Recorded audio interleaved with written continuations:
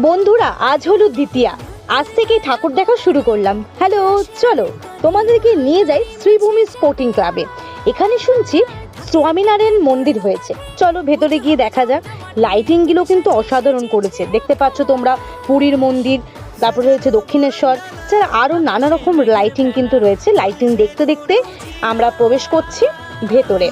আর যেতে যেতে দেখা যাক চারিপাশটা কিন্তু আলো ঝলমল করছে। এই আলো ঝলমল দেখার জন্য আমরা কিন্তু একটা বছর অপেক্ষা করি।